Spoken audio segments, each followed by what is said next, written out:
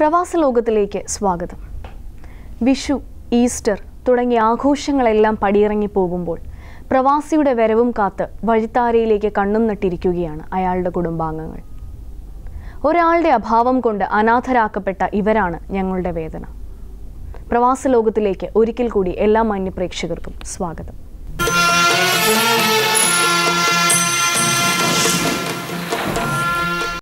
18 വർഷത്തെ പ്രവാസ ജീവിതം മതിയാക്കി നാട്ടിലേക്ക് മടങ്ങുന്ന കൊല്ലം കരുനാഗപ്പള്ളി സ്വദേശിയും നവോദയ സാംസ്കാരിക വേദി അയൂൺ സനയ്യ യൂണിറ്റ് അംഗവുമായിരുന്ന രാജേഷിന് യാത്രയയപ്പ് നൽകി. അയൂണിൽ നടന്ന ചടങ്ങിൽ Al Hasa area secretary PV Raju, Pradeep Kumar, Mathew, Ajayakumar, Omanakuttan Pillai, Jyothish, Santhosh എന്നിവർ സംസാരിച്ചു.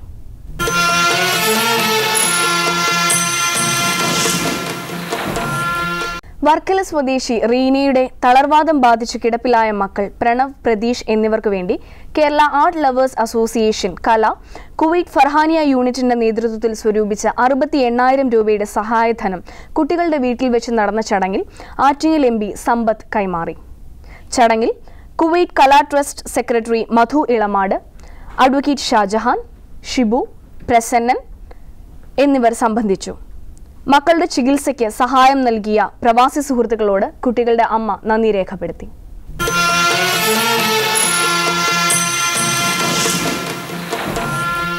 ഏതാനും ആഴ്ചകൾക്ക് മുൻപ് പ്രവാസ ലോകത്തിലൂടെ സംപ്രേഷണം ചെയ്ത 21 വർഷമായി ബോംബെയിൽ കാണാതായ സോമനെ തേടിയുള്ള അന്വേഷണം പ്രേക്ഷകർ ഓർക്കുന്നുണ്ടാകുമല്ലോ. 23 വർഷമായിട്ട് നിങ്ങൾ ഒരു അന്വേഷണം നടത്തിയില്ല?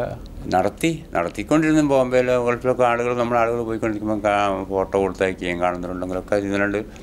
പോലീസിൻ്റെ അകത്ത് അത്രയല്ലേ ഉണ്ടാവുള്ളൂ, അങ്ങനെ ചെയ്യാനും കഴിയുള്ളൂ. 17 വയസ്സിൽ പോകുന്നു, കുറേ അന്വേഷിക്കുന്നു, നിങ്ങളെ സാമ്പത്തിക സ്ഥിതിക്ക് അവിടെ പോകാൻ പറ്റാതിരിക്കുന്നു, ഇതൊക്കെയാണ്. അപ്പോൾ സോമനെ സംബന്ധിച്ചിടത്തോളം ഒരു വലിയ കാലഘട്ടം കഴിഞ്ഞു പോയിരിക്കുന്നു. 40 വയസ്സായെങ്കിൽ 23 കൊല്ലമായിട്ട് അയാൾ അവിടെയാണ്. സോമനെ കണ്ടെത്താൻ ഞങ്ങൾക്ക് സാധിച്ചു. ഗുജറാത്തിൽ ഒരിടത്ത് ഹോട്ടൽ നടത്തിയിരുന്ന സോമനെ കുറിച്ച് ഞങ്ങളെ അറിയിച്ചത് കൈരളിയുടെ സ്ഥിരം പ്രേക്ഷകനായ ശ്യാമാണ്. ഹലോ, ഇത് ഗുജറാത്ത് എന്ന് പറഞ്ഞാൽ ഗുജറാത്ത് വേസ്മ, നൗഷാരി ഡിസ്ട്രിക്ട് വേസ്മ എന്ന് പറയുന്ന സ്ഥലത്താണ്. ശരി. താങ്കളുടെ പേരെന്താ? എന്റെ പേര് ശ്യാം. ഓക്കെ. ശ്യാം TV-യിൽ പ്രോഗ്രാം കണ്ടായിരുന്നോ? അതെ, ഞാനിപ്പം TV ഇങ്ങനെ വെച്ചപ്പോ ഓപ്പൺ ആക്കിയും ഫാമിലിന്ന് എന്നോട് എന്റെ മദർ വിളിച്ചിട്ട് എന്നോട് പറഞ്ഞു ഇന്നോലാണ്. അപ്പൊ ഞാൻ ചെന്ന് കണ്ടപ്പം എനിക്ക് മനസ്സിലായതാണ്. ഞാൻ പെട്ടെന്ന് നമ്പർ എടുത്ത് വിളിച്ചതാ. ഓക്കെ. സോമൻ എന്ന് പറയുന്ന ആള് തന്നെയാണോ നിങ്ങൾക്ക് അറിവുള്ളത്? ഞാനിപ്പോ ഇവിടെ ഒരു 10 വർഷമായാണ് ഇവിടെ വർക്ക് ചെയ്യുന്നത്. ഞങ്ങൾ ബിസിനസ് ചെയ്യാണ്. അപ്പൊ ഇതിനും വർഷങ്ങൾക്ക് മുമ്പേ ആൾ ഇവിടെ ഉള്ളതാണ്. ഇപ്പൊ ഇവിടെ ഹോട്ടൽ നടത്തിക്കൊണ്ടിരിക്കുകയാണ് ആള്. അവിടെ ഞങ്ങൾക്ക് സ്വന്തമായിട്ട് കടയും ഉണ്ട് ഹോട്ടലില്. എന്റെ ഫാദറിന്റെ അവിടെ ഒരു കടയും ഉണ്ട്. ഇയാള് സോമൻ തന്നെയാണ്? അറിയാതെയാണ്. സോമൻ തന്നെയാണ് അയാളുടെ പേര് ഇപ്പോഴും? ഇപ്പോഴും സോമൻ തന്നെ ആളുടെ പേര്. സോമൻ എന്ന് പറയുന്ന ആളുടെ ഡീറ്റെയിൽസ് ഞങ്ങൾ എന്ത് ചോദിച്ചാൽ നാട് എവിടെയാണെന്ന് ചോദിച്ചാൽ അങ്ങനെ മൊത്തത്തിൽ ഡീറ്റെയിൽസ് തരത്തില്ല. നാട്ടിൽ പോകാറില്ല, നാട്ടിൽ പോയിട്ടില്ല. വർഷങ്ങൾ അച്ഛൻ കാണാൻ തുടങ്ങിയ ആളുകൊണ്ട് ആൾ ഇവിടെ തന്നെയാണ്. എന്ന് പറഞ്ഞ സ്ഥലത്താണ്. നാട്ടിലൊന്നും പോവുകയും വരികയും ഒന്നും ഇല്ല ആള്. ശരി. ഫോട്ടോയിൽ കണ്ട ആളുടെ രൂപം ഏകദേശം അത് തന്നെയാണല്ലേ? അതെ അതെ അതെ അതെ അതെ അതെ. ഫോട്ടോയിൽ കണ്ട ആളുടെ അതേ രൂപം തന്നെയാണ് ഇപ്പോഴും. അച്ഛന്റെ അതേ ഫേസ് കട്ടാണ്. അച്ഛനെ കണ്ടോണ്ട് തന്നെ എനിക്ക് മനസ്സിലായി. അച്ഛന്റെ അതേ സെയിം ഫേസ് കട്ട്. ശരി. അത് തന്നെ. അതുകൊണ്ട് തന്നെയാണ് ഞാൻ പെട്ടെന്ന് വിളിച്ചത്. ഇപ്പോൾ ഞാൻ TV ഓൺ ആയിരുന്നു, അതിപ്പോ നിർത്തിയതേ ഉള്ളൂ. ഞാനിത് സംസാരിക്കുന്നുണ്ട്. ഓക്കെ. ഞാൻ ഇന്ന സ്ഥലത്തുണ്ട്. പുള്ളി അവിടെ കുടുംബം വല്ലതും ഉണ്ടോ മൂപ്പർക്ക്? ഇല്ലില്ല. പുള്ളി ഇതുവരെ വിവാഹം ഒന്നും കഴിച്ചിട്ടില്ല. ഫോട്ടോ കണ്ടോണ്ടാ മനസ്സിലായതാണ് ഞാൻ പെട്ടെന്ന് വിളിച്ചത്. അത് മൂപ്പറുടെ എനിക്ക് ഏറ്റവും വലിയ ഫാനാണ്. അതും പ്രത്യേകിച്ച് കൈരളിയിലെ എന്ത് പ്രോഗ്രാം നമ്മൾ മിസ്സാതെ കാണുന്ന ഒരു പ്രോഗ്രാമാണ്. പെട്ടെന്ന് കണ്ടോണ്ട് എനിക്ക് മനസ്സിലായി. വളരെ ഉപകാരം. ഈ വിവരം സോമന്റെ ജ്യേഷ്ഠൻ ഹരിദാസിനെ പ്രവാസ ലോകത്തിന്റെ ഡയറക്ടർ റഫീഖ് റാവുത്തർ അറിയിച്ചു. സോമനെ തേടി ഹരിദാസും സുഹൃത്തും ഗുജറാത്തിലേക്ക് പുറപ്പെടുകയും അവിടെ അദ്ദേഹത്തെ കണ്ടെത്തുകയും ചെയ്ത വിവരമാണ് ഹരിദാസ് റഫീഖുമായി പങ്കുവയ്ക്കുന്നത്. ഹലോ, കോഴിക്കോട് നിന്ന് ഹരിദാസാണ്. കോഴിക്കോട് സോമന്റെ ഒരു കാണാതെ സോമനെ കണ്ടു, പിന്നെ സംസാരിച്ചു. ലേശരായിട്ട് ഇപ്പൊ കുറവ് കാണിക്കാം.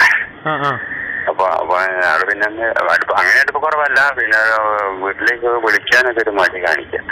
എന്താ പറയണത് പുള്ളി? പ്രശ്നം അല്ല, പ്രശ്നങ്ങളൊന്നും പറയുന്നില്ല. എന്തോ ഒരു ചമ്മലുമാരി ഇങ്ങനെ നാളെ കണ്ടപ്പോ മുതൽ കരയ. അന്നേരം ഉച്ചവരെ ഇരുന്ന് കരഞ്ഞത് നമ്മളെടുത്ത്. അപ്പൊ വീട്ടിലേക്ക് ഒന്ന് വിളിക്കാൻ പറയുമ്പോ അത് സമ്മതം മൂടുന്നില്ല. അമ്മേനെ അച്ഛനൊക്കെ ഒന്ന് വിളിക്കുന്നു, ഞാൻ ഇവിടെ ഉണ്ടെന്ന് പറയാൻ വേണ്ടി പറഞ്ഞിട്ട് അത് അത് തീരെ ഇങ്ങോട്ട് ഒരു സമ്മതം മൂളി കാണുന്നില്ല. പുള്ളി ഗുജറാത്തിലെ ഹോട്ടൽ നടത്തുകയാണോ ഒറ്റക്ക്? അതെ, ഒറ്റയ്ക്ക്, വേറെ ആരുമില്ല, ഒരു ഹോട്ടലിൽ നടത്തുകയാണ്. പിന്നെ വേറെ കുഴപ്പങ്ങളൊന്നുമില്ല, വേറെ അങ്ങനത്തെ അലമ്പോ കാര്യങ്ങളൊന്നുമില്ല. അവിടുത്തെ ആളുകൾക്കൊക്കെ നല്ല താല്പര്യമാണ് മൂപ്പരോട് എല്ലാം കൊണ്ടും. പുള്ളിപ്പോ 20-23 വർഷമായില്ലേ വീടുമായിട്ട് ബന്ധപ്പെട്ടിട്ട് അല്ലേ? എത്ര വർഷമായി? അതെ 23 വർഷമായി. 23 വർഷമായിട്ട് എന്തുകൊണ്ട് വീട് ബന്ധപ്പെട്ടില്ല എന്നാ പറയണത്? അല്ല, അത് അങ്ങനത്തെ പിന്നെ അങ്ങനെ ഒരു അവിടെ എന്തെങ്കിലും ചോദിച്ചു കഴിഞ്ഞാൽ പെട്ടെന്ന് കറിയാന്ന്. അപ്പൊ നമ്മളും അങ്ങ് ഫീലിംഗ് ആയിരിക്കും. അതിനൊരു മറുപടി ഇങ്ങോട്ട് പറയുന്നില്ല, തുറന്നൊന്നും പറയുന്നില്ല എന്താ സംഭവം എന്താന്നുള്ളതൊന്നും. പക്ഷേ ജീവിതം കുഴപ്പമില്ല. ഇപ്പം ഒരു വീട്ടിലാച്ചാല് സ്വന്തമായിട്ട് ഒരു കാറൊക്കെ അഡ്വാൻസ് കാറൊക്കെ മേടിച്ചിട്ടുണ്ട്, മോട്ടോർ സൈക്കിൾ ഉണ്ട്, ഇപ്പൊ ഒരു ഹോട്ടൽ നടത്തുന്നുണ്ട്. കുഴപ്പമൊന്നുമില്ല, സ്വന്തമാണെങ്കിലും കൂടിയിട്ട് ജീവിതത്തിൽ കുഴപ്പമൊന്നുമില്ല. അപ്പം വീട്ടിലേക്ക് വിളിക്കാനുള്ള ഒരു മടിയാണ് എല്ലാരും. എന്തോ കുറെ വർഷമായിട്ട് എങ്ങനെയാ വിളിക്കാന്നുള്ളത് കൊണ്ടായിരിക്കും ശരിയാ. എന്താ ഇപ്പൊ നിങ്ങളുടെ തീരുമാനം എന്താ? നിങ്ങള് പുള്ളിയെ കൊണ്ടാണോ വരുന്നത്? പുള്ളി അല്ല, ഞാൻ തിരിച്ചു പോന്നു. അപ്പം വിഷുവിനേക്ക് അവിടെ 2 മലയാളികൾ പറയുന്നുണ്ട് അവന്റെ കൂടെ തന്നെ.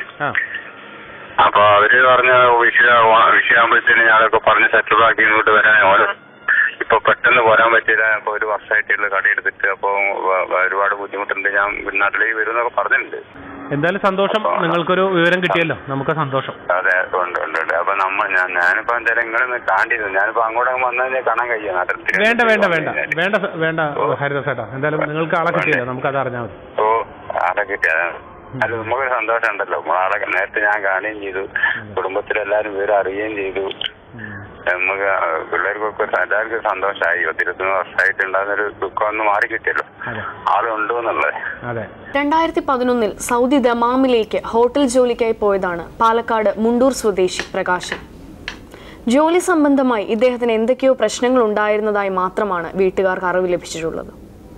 കഴിഞ്ഞ ഡിസംബർ 12-ന് പ്രകാശൻ അവസാനമായി വീടുമായി സംസാരിച്ചിരുന്നു. ഇതിനുശേഷം ഇദ്ദേഹത്തെക്കുറിച്ച് ഭാര്യ ഗിരിജയ്ക്കോ ഇളയ മകൾ അഞ്ജലിക്കോ യാതൊരു വിവരവുമില്ല. പ്രകാശിനെ തേടിയാണ് ഇവർ ഇരുവരും പ്രവാസ ലോകത്തിലെത്തിയിരിക്കുന്നത്. പ്രകാശിനെ കുറിച്ചുള്ള കൂടുതൽ വിവരങ്ങൾ നമുക്ക് അവരോട് തന്നെ ചോദിച്ചറിയാം. പ്രകാശ് എത്ര കാലമായിട്ട് ഗൾഫിലുള്ള ആളാ? 3 വർഷമായിട്ട്. ആകെ 3 വർഷമായിട്ടുള്ളൂ? അതെ. അതിന് മുമ്പ് പോയിട്ടേ ഇല്ല? ഇല്ല. എന്ത് ജോലിക്കാരനാ? ഹോട്ടൽ പണിയാ. ഇവിടെ നാട്ടിലെന്തായിരുന്നു പണി? പാലക്കാട് മുണ്ടൂരാ വീട്. എത്ര മക്കളുണ്ട്? 2. ഇയാളും? ഇളയാളും മൂത്തയാരും. എന്താണ് കേൾക്കുന്നത്? ദമാമിലല്ലേ? അവിടെ എന്നോട് പറഞ്ഞത് ഈ 1 ലക്ഷം രൂപ വിസയുടെ പൈസ ഉണ്ടായിരുന്നു കൊടുക്കാനായിട്ട്. അത് ഈ കൊണ്ടുപോയ ആൾക്ക്. കൊണ്ടുപോയതാരാ?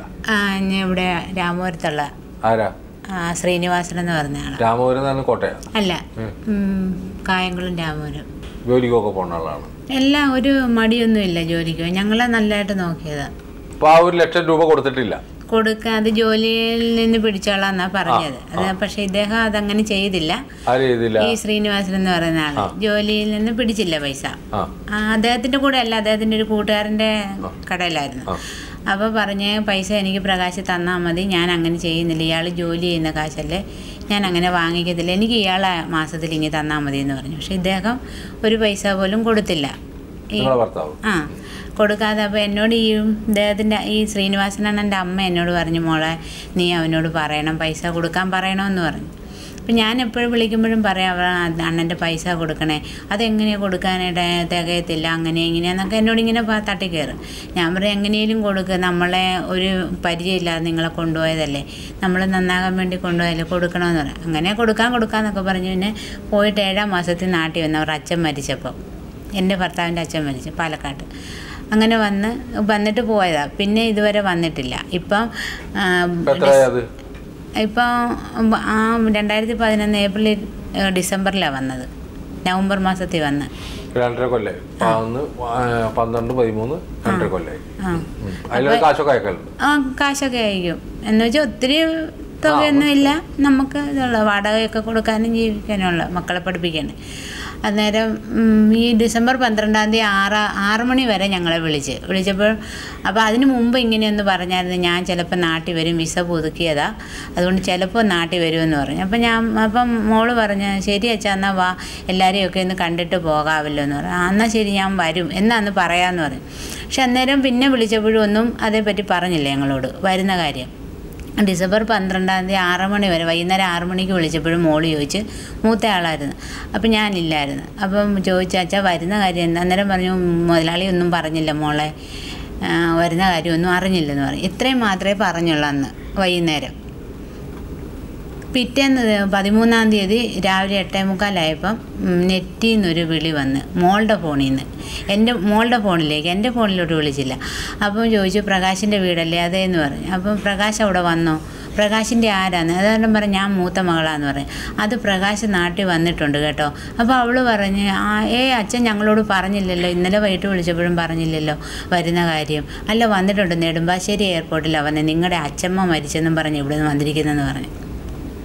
അദ്ദേഹത്തിൻ്റെ അമ്മ മരിച്ചെന്ന് പറയാം. അപ്പം മോള് പറഞ്ഞു അങ്ങനെയുണ്ടെങ്കിൽ ഞങ്ങളെ അറിയിക്കാതെ അച്ഛൻ അങ്ങനെ ചെയ്യത്തില്ലെന്ന് പറഞ്ഞു.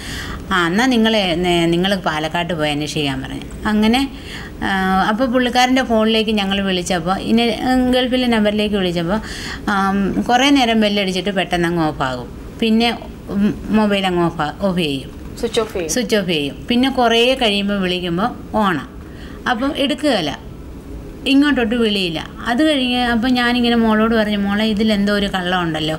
അപ്പോൾ കൂട്ടുകാരാണ്, അപ്പോൾ അവരുടെ ഫോണിൽ നിന്ന് തന്നെ അവർ നമ്മളെ വിളിച്ചത്. അത് കഴിഞ്ഞ് അന്ന് ഉച്ചയ്ക്ക് 13-ാം തീയതി ഉച്ചയ്ക്ക് കൊണ്ടുപോയ അണ്ണൻ, അവർ അവിടെ വർഷങ്ങളായിട്ട് സെറ്റിൽ ചെയ്ത്.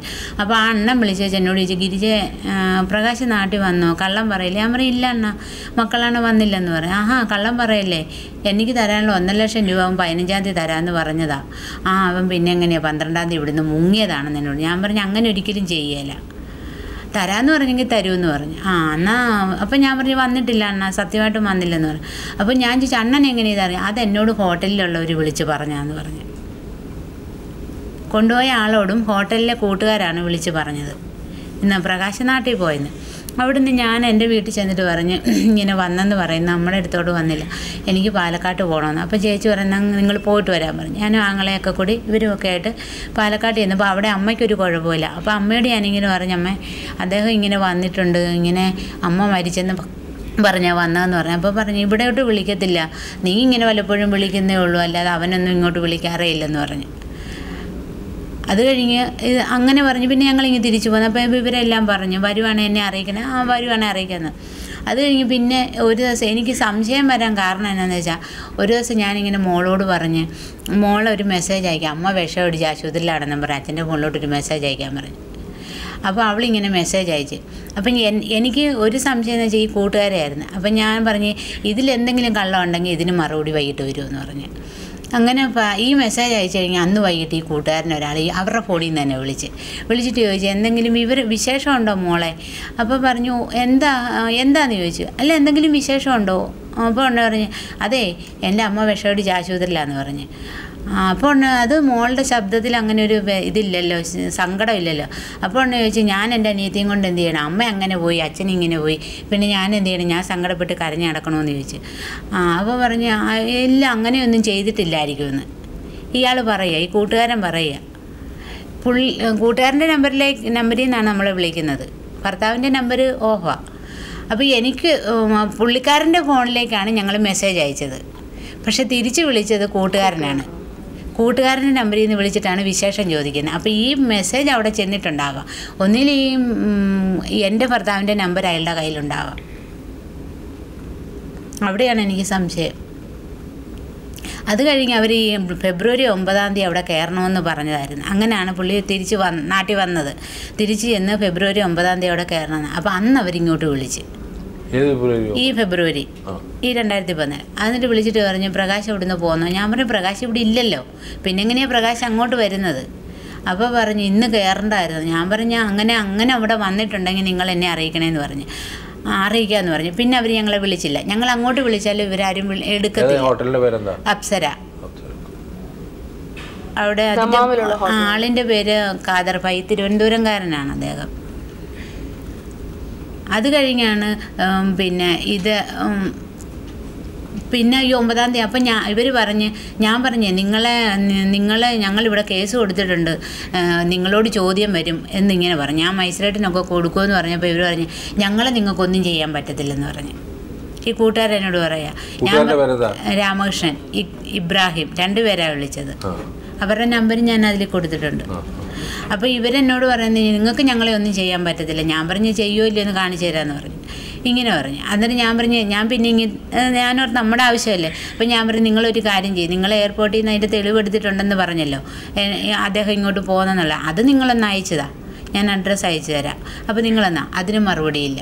ഇപ്പോൾ വിളിച്ചാലും എടുക്കത്തുമില്ല, നമ്മളെവിടെ അവർ വിളിക്കത്തുമില്ല. രാമകൃഷ്ണൻ, ഇബ്രാഹിം, അപ്സര എന്ന് പറഞ്ഞ ഹോട്ടലാണ്, ദമാമിലുള്ള ഹോട്ടൽ. പ്രകാശ്. പിന്നെ എനിക്കൊരു സംശയം എന്താണെന്ന് വെച്ചാൽ ഒരിക്കലും പുള്ളിക്കാരൻ ഞങ്ങളുടെ നമ്പർ ആർക്കും കൊടുക്കുകയില്ല, പ്രത്യേകിച്ച് മോളുടെ. ആ ഒരു സംശയം എനിക്കുള്ളത്. മകളുടെ ഫോണിലേക്കാണ് ആദ്യം കോൾ. അവരെൻ്റെ ഫോണിലേക്ക് വിളിച്ചിട്ടില്ല, മോളുടെ ഫോണിലേക്കാണ് വിളിച്ചിരിക്കുന്നത്. അപ്പം ഞാൻ ചോദിച്ചത് എങ്ങനെ നിങ്ങൾക്ക് ഈ നമ്പർ? അത് പ്രകാശേട്ടൻ ഞങ്ങളുടെ തന്നതാന്ന് പറഞ്ഞു.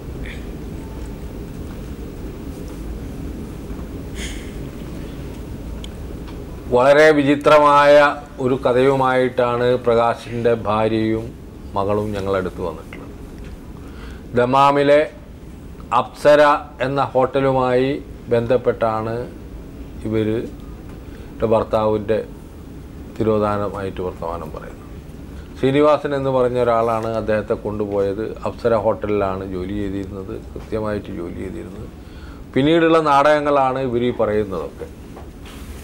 യഥാർത്ഥത്തിൽ പ്രകാശന് എന്ത് സംഭവിച്ചു എന്ന് പറയാൻ ഈ സുഹൃത്തുക്കളായിട്ടുള്ള രാമകൃഷ്ണനും ഇബ്രാഹിമും ആണ് ഇവരെ വിളിക്കുന്നത്. ഇവരെ വിളിച്ചിട്ട് എന്തിനാണ് ഇത്തരത്തിലുള്ളൊരു നാടകം കുടുംബങ്ങളെ, പാവപ്പെട്ട ആളുകളുടെ ബുദ്ധിമുട്ടിക്കുന്നത് എനിക്ക് മനസ്സിലാവുന്നില്ല. അമ്മ മരിച്ചു എന്ന് പറഞ്ഞ് നാട്ടിൽ പോയി എന്ന് പറഞ്ഞ് ഈ പാവങ്ങളെ അങ്ങോട്ട് ഓടിച്ചത്. അവിടെ ആരും മരിച്ചിട്ടില്ല, ആരും ജീവിച്ചിട്ടില്ല.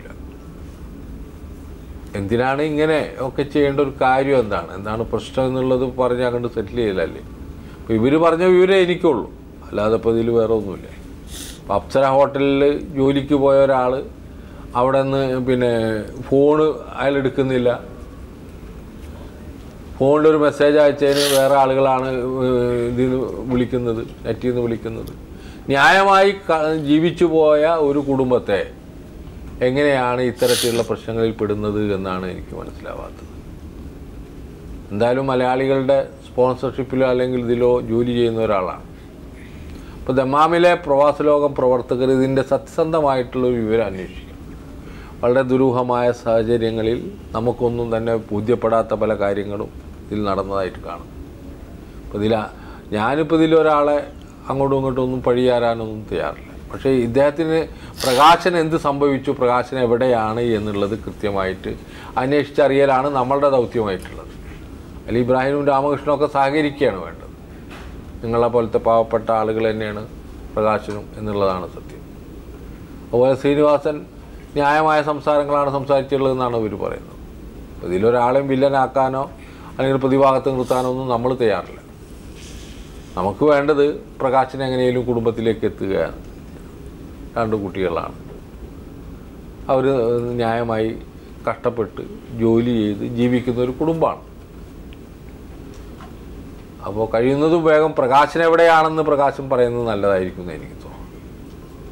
ഇനി വേറെ എന്തെങ്കിലും സംഭവിച്ചിട്ടുണ്ടെങ്കിൽ വല്ല വിസയുമായി ബന്ധപ്പെട്ട് വല്ല ജയിലിലോ എന്തെങ്കിലുമൊക്കെ ഉണ്ടെങ്കിൽ അതറിയിച്ച് അതിനനുസരിച്ച് കാര്യങ്ങൾ വിസ പുതുക്കിയിട്ടുള്ളതാണ്. അപ്പോൾ അങ്ങനെ ഉണ്ടാവാൻ വഴിയില്ല. അപ്പോൾ എന്താണ് ഇതിൻ്റെ ഉള്ളിലുള്ള ദുരൂഹത എന്നുള്ളതാണ് ഇവർക്ക് മനസ്സിലാകാത്തത്. അപ്സര ഹോട്ടലുമായിലാണ് ജോലി ചെയ്തിരുന്നത്. അപ്പോൾ അവിടുത്തെ ആളുകളുമായി ബന്ധപ്പെട്ട് കൃത്യമായ ഒരു വിവരം ഈ കുടുംബത്തിന് നൽകാൻ പ്രവാസ ലോകം പ്രവർത്തകർ ശ്രമിക്കണം എന്താണെന്നുള്ളത്. പ്രകാശിനെ കണ്ടെത്തുകയാണെങ്കിൽ പ്രകാശിനെ നിങ്ങളൊരു ഇൻ്റർവ്യൂ ചെയ്ത് കാര്യങ്ങൾ വിശദമായിട്ട് ഇതിൽ കാണിക്കാനുള്ള ശ്രമങ്ങൾ നടത്തണം പ്രവാസ ലോകത്തിൽ. അപ്പോൾ പ്രവാസ ലോകത്തിൻ്റെ ദമാമിലുള്ള നായിമിനെ പോലുള്ള ആളുകൾ അടിയന്തരമായി ഈ വിഷയത്തെ അന്വേഷിച്ച് നമ്മൾ പ്രവാസ ലോകത്തിലൂടെ തന്നെ നിങ്ങളെ വിവരം അറിയിക്കുന്നതായിരിക്കും, യാതൊരു സംശയവുമില്ല. എന്തായാലും എന്തെങ്കിലും പ്രകാശനോട് എനിക്ക് പറയാനുള്ള ഇത്തരത്തിലുള്ള ദുരൂഹമായ ഒരു സാഹചര്യത്തിൽ ഒട്ടേറെ അഭ്യൂഹങ്ങൾക്കും മറ്റും വിധേയമായിക്കൊണ്ട് കാര്യങ്ങൾ നടക്കുമ്പോൾ തീർച്ചയായിട്ടും നിങ്ങൾ കുടുംബത്തിലേക്ക് വിളിക്കേണ്ടതാണ്. നിങ്ങൾക്ക് എന്തെങ്കിലും ബുദ്ധിമുട്ടുണ്ടെങ്കിൽ കുടുംബത്തോടോ സുഹൃത്തുക്കളോടോ നാട്ടുകാരോടോ ഒക്കെ പറഞ്ഞാൽ കാര്യങ്ങൾ മനസ്സിലാവുമല്ലോ. എന്താണ് നടന്നത് എന്നറിയാതെ കിടന്ന് വിഷമിക്കുകയാണ് ഈ കുടുംബം. ഒരു മനുഷ്യനെക്കുറിച്ച് കൃത്യമായ വിവരം അറിയാതെ ആ കുടുംബം കിടന്ന് അനുഭവിക്കുന്ന 3-4 മാസമായിട്ട് അനുഭവിക്കുന്ന ഒരു സംഘർഷം ഉണ്ടല്ലോ, അത് നമുക്കൊന്നും പറഞ്ഞാൽ മനസ്സിലാവുന്നതല്ല. അനുഭവിക്കുന്നവർക്ക് മാത്രമേ മനസ്സിലാവൂ. അപ്പം അതുകൊണ്ട് ദൈവത്തോർത്ത് പ്രകാശിൻ്റെ കുടുംബത്തോട് ചെയ്യുന്ന ഏറ്റവും വലിയ നീതി ഈ ദുരൂഹതകൾക്ക് ഒരു വിരാമമിട്ട് അദ്ദേഹം എവിടെയാണ് എന്നുള്ളത് പറയുകയാണ്. അദ്ദേഹം അവിടെ ഇല്ല, അപ്സരയിലില്ല എന്നുണ്ടെങ്കിൽ അത് അറിയിക്കുക, അദ്ദേഹം എവിടെയാണെന്നുണ്ടെങ്കിൽ അത് അറിയിക്കുക എന്നുള്ളതാണ് സത്യവാദം. ഇവരെ ഞാൻ ഒരു കൃത്യമായൊരു വിവരം അടുത്ത് തന്നെ കിട്ടുമെന്നുള്ള പ്രതീക്ഷയോടുകൂടി തിരിച്ചയക്കുകയാണ്. ശരി കേട്ടോ. സ്വദേശത്തും വിദേശത്തും കാണാതാകുന്നവരെ കുറിച്ചുള്ള അന്വേഷണമാണ് ഞങ്ങളുടെ യാത്ര. ഇത് തികച്ചും സൗജന്യവുമാണ്. കാണാതാകുന്ന ആളിൻ്റെ ഫോട്ടോ, വിശദ വിവരങ്ങൾ, അയക്കുന്നയാളിൻ്റെ പേര്, അഡ്രസ്, ഫോൺ നമ്പർ തുടങ്ങിയവ സഹിതം ഞങ്ങൾക്ക് എഴുതുക. ഞങ്ങളുടെ വിലാസം: പ്രവാസലോകം, കൈർലി TV, കൈർലി ടവർ, പാളയം, ട്രിവാൻഡ്രം 34. ഞങ്ങളുടെ ഹോട്ട്ലൈൻ മൊബൈൽ നമ്പറുകൾ: കേരളം ഇന്ത്യ, റഫീഖ് റാവുത്തർ 9847920104. ഞങ്ങളുടെ ഇമെയിൽ അഡ്രസ് പ്രവാസലോകം@gmail.com.